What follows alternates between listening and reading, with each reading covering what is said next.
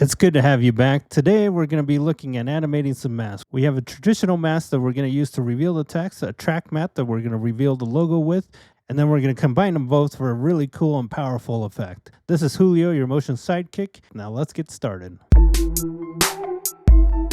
As always, let's go ahead and get started by making a new composition. Click this new composition icon and we'll make it 1920 by 1080 at 30 frames a second.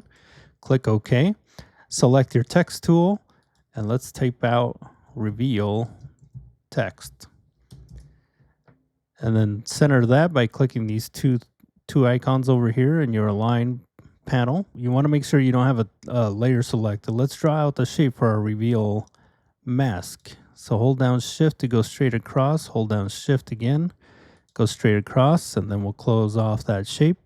It's a little big, so just hit your left and right arrows to adjust each one of those vertices, whatever those are. That looks pretty good. Let's move that into place here. That looks like a good starting point. Now, the anchor tool or the anchor point is all the way over here, and we want the anchor point to be in the middle. So go up to your anchor point tool, hold down Command, and double click it, and that'll center it right in the middle of that shape. And let's also, just to keep things tidy, let's name this reveal shape. So you'll hit enter to rename it, and then hit enter to oh boy. First thing we want to do is think about the animation itself. So we want this shape to animate in and then move over as it reveals this text. We want to go back to our selection tool, double click these points here. And we're going to toggle down and hit a keyframe for the path. So that's going to be our ending point, and we want this to be about 15 seconds or 15 frames. And then at the beginning of the animation, we want this to be all the way down. So that way it builds in. And then let's hit F9 for easy ease. Go into your graph editor, make sure that the speed graph is selected. And then pull that little handle there. So this is going to make your animation go fast and then slow down to the end. So you'll see that come in just like that. All right, let's go back to our main timeline. 1 second here. Let's go ahead and hold down Option P for position. And then that's going to be our beginning position. And then 2 seconds, we're going to move all the way over. And it's going to come to the end of the animation. Now this is where it's going to reveal the text. So let's select the text layer. Go up to your rectangle tool and let's draw a mask for that text layer. That looks good there. Let's toggle this down for mask and mask path. We want to make a keyframe at the end there. And then this is going to go all the way to here. And this is where we want to end our mask. So hit V for selection and then adjust this vertex. If you hold down shift, that'll move it in a straight line, because otherwise it's going to be doing this and you're going to end up with a wonky mask.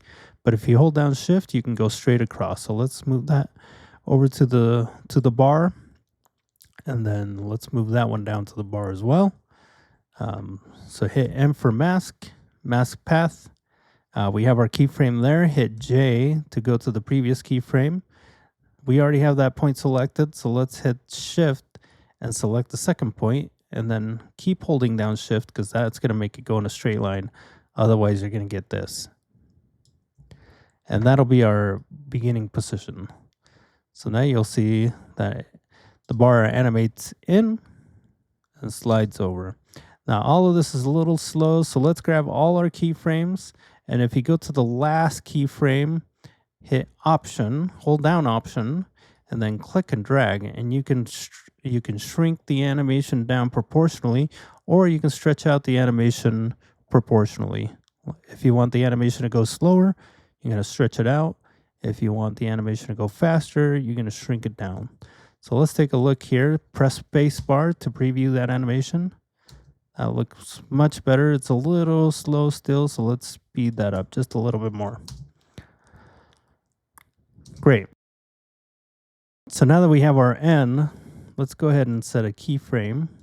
Let's actually copy and paste those keyframes. Now the problem is, you see, it's going back to the beginning, and we don't want that. We want this keyframe to be over here and this keyframe to be over here. So what you can do is, while you still have them both selected, right click on it, go down to keyframe assistant, and then time reverse keyframes. That's going to swap those two keyframes. So now it's going to hold for a second and then go back. And as it goes back, we want to also move the mask of the reveal text the same way. So we want to copy those two keyframes, paste them in, and again, we want to time reverse keyframes, so that way we get the hold there in the middle and then animate back to its starting position. Perfect. The next part is we want to reveal the logo as this goes back in. So let's go ahead and bring in the logo. If you double click in your project panel, that's the same thing as Command I or Control I for import.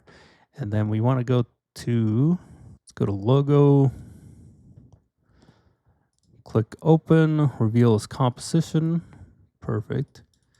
If you double click that, that'll bring up everything that I just brought in.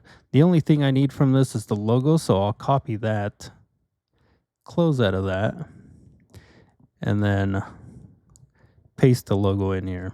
Now it's a little large, so hit S for scale, and let's bring this down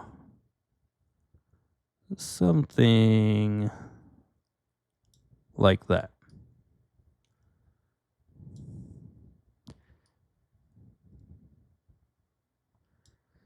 And just to make sure that we're centering this, I'm gonna put it over this text here. Now, go back to your text tool, click anywhere on the screen except for over here, because it's automatically going to go into that text and think that you're trying to edit that text, and we don't want to do that. So we'll do reveal, a second reveal, but this time we want to change the font, and the font I use for my logo is Vada Boom, baby. Let's move that into place. So reveal, and then copy and paste that text, and then we're just gonna click and drag and move it over. And again, I'm holding down shift, so that way it just goes straight across, because otherwise I can move it anywhere I want.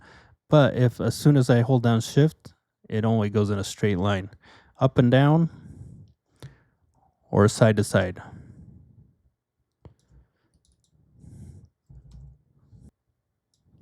Perfect. Let's go back to the beginning of this animation. You'll see that at the beginning, oh no, that looks great. So as it goes back, we're going to reveal this logo. And the way we're going to reveal that logo is through a track mat. So go ahead and go back to your toolbar here, and we're going to select the pen tool. With the pen tool selected, we're going to draw a pretty big shape here. Make sure that none of your layers are selected. You know what? We might actually need to go bigger. So hit the select button. We already have this vertex highlighted, so hold down shift and you can click on this next vertex, and that way you select two at a time. And again, if you hold down shift, you can go straight across. Perfect. Now what we want to do is move the anchor point from the middle of the composition. We want to move it to this bar, because we're going to animate this big mask with that bar. So under P for position, you're going to hold down Option and click on the stopwatch. And this is going to give you this lasso pick whip. And what we want to do is we want to copy the position of the reveal shape. Let's go ahead and hide that just so it's out of the way. Actually, before we hide it, let's make sure that it's working. So you can see that it's following that bar along. Let's go ahead and hide that so it's out of the way. Now, what we want to do is when it comes back here, for these three layers, the two text layers and my logo layer, I want to make the track mat be this shape. So let's call this shape mask. Now, you know what? I'm going to rename that shape matte. Because mask and matte, like mask is what we used on the text layer. The shape is what we're calling a matte. So just to make it a little bit more confusing for you guys. So now that we have that renamed, select the logo layers, the two text layers and the logo icon. And then we're going to go over to track matte and we're going to set that to shape matte. And now you see that it reveals our mask or reveals our logo, but there's something going on here. So we're actually hiding it when we're supposed to be revealing it. So the only thing we have to do is click to invert matte. And now we're going to be revealing it. You see that? There's something funky going on here. If we reveal the shape matte, what you see is that this matte isn't big enough to hide that. That's an easy fix. So just double click on that shape, click that vertex, shift click the bottom vertex, and we're just going to stretch that out and then go ahead and hide that. And now we should be revealing that. Let's grab those three layers and we're going to give it a little bit of secondary animation. Hit Option P for position. Let's go back to the beginning of the movement. And then we're going to push our logo over to the left just a little bit. So that way, when it gets revealed, it's going to reveal that way. This is the first we're going to be seeing the logo. So if you want to select all four of these layers and then just hit Option close bracket, or I'm sorry, Option open bracket, that's going to trim all these layers down to the playhead. So now we have this, and I want this animation to be smoothed out. Select those keyframes, hit F9 for easy ease, go into my graph editor. I'm going to zoom in by pressing the plus on my keyboard, and then I'm just going to drag that handle out to slow down the animation when it comes to that keyframe. Perfect. So let's go ahead and let that rest for a second, and then we want our shape, our reveal shape, to go back the other way. So I'm going to copy and paste those keyframes. And if you remember what we did last time is we just right-clicked on that, went to time, reverse keyframes, and now we're going the other way. So it reveals the logo and then hides the logo. And that's exactly what we want. Now, at the same time it's revealing or hiding this logo, we want it to reveal the next section. Let's bring that in. So select your text tool. We're going to type out "and video." We're going to change the text to Montserrat, and then we're going to go black. With that text layer selected, go ahead and center it. Grab your rectangle tool, and we're going to draw a box around that. And this is going to be that traditional mask. So we're going to do a combination of the two masks now. So we're going to reveal the text with the traditional mask, and we're going to make the text itself a matte track, or a track matte. With the text layer selected, hit M for mask. Let's hit a position keyframe. Let's activate that. Now, when this bar comes to a stop, that's where we want this text to be fully revealed. So let's go ahead and draw that mask. And let's make sure we have a keyframe and it is active. Let's go ahead and make a keyframe there. So grab that vertex. Slide it over to the bar. Grab the top vertex and slide it over to the bar. And let's go back to the beginning of the animation. And let's move that vertex back over to the bar and move that vertex back over to the bar. So now it should be revealing and hiding the logo at the same time. Perfect. The last thing we want to do is we want to put some video inside that text. So let's go ahead and bring in a video. Here in your project panel, you can double click or you can hit Command I to import a file.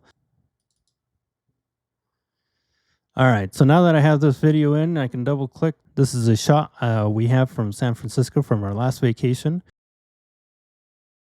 Go ahead and drag this down Let's go ahead and put this here. Okay, this video is obviously way too big, so hit S on your keyboard for scale. Let's scale this down to about the size of that text, probably about 12%. Let's slide this over just a little bit just so we get that some of that movement in there. Okay, and we don't want this whole video to show. We only want to show it within the text of the end video layer. So you're going to select your track mat. If you don't see this, it's going to be here. Just click that button, that'll reveal it. And we want to set this to end of video layer. Perfect.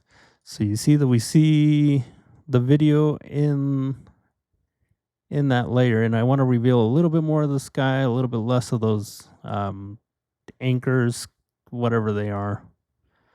I know there's a technical name for them, but I can't remember it right now. Anyway, so there's the video layer. Let's go ahead and select all your layers, hit U just to collapse them all, and that way you can kind of see everything. Hit the minus to zoom out. Oh, now we have to hide the video. So going back to our reveal shape, hit U to bring up the keyframes. So we've animated it that way, and now we want to animate it back. So I'm going to copy and paste those keyframes, right click on them, go down to keyframe assistant, or time reverse keyframes, and this will go back the other way. Now we don't want to see that logo again, so let's go ahead and select these 3 layers. Hit Option close bracket. That's going to end, or that's going to trim down the layers so you don't see them when that bar goes back. And then we also want to select the text layer. Hit U for your keyframes, and then we're going to copy those keyframes for the mask. Copy those and then paste them here. Right click on them. Go to Keyframe Assistant, Time Reverse Keyframes, and now it's going to hide the text as that bar comes back. Now that it's back, I think we want to end the animation. So we want that bar to go away, and we don't want it to just disappear. So I'm going to copy the beginning path keyframes.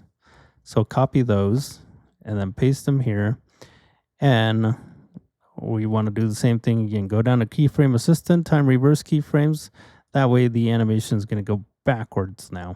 Here at the 5-second mark, let's hit N. That'll trim down your preview area bar or your work area bar. I'm not sure what it's called. Anyways, that'll trim it down. Hit spacebar to preview, and we'll see what we have. Whoa. So we still have audio on our video here, so I'm just going to hide the audio or mute it. Mute the audio, hide the audio. I'm going to mute the audio. Go back to the beginning, hit spacebar, and I'm going to go to fit. That's looking really great. I think what I wanted to add now is just a shadow here, and I also want to add some color in the background. So as each one of these different scenes appear, just to give it a little bit more separation, I also want to change the color in the background. But first things first, let's grab all our layers, and then we're going to hit Shift Command C. And we're going to pre-compose all those layers. We're going to move all the attributes into the new composition. And then we're going to copy and paste that composition. Just so we don't make this confusing, let's hit Enter to rename that layer. Let's name this Shadow. Over here in our effects and presets, let's go ahead and search for Fill. Let's bring that onto our layer. And instead of red, let's go black because we want a black shadow. Click OK. And then we also want to do a Gaussian blur. So under shadow, hit S for scale. Let's unlink the 2 properties.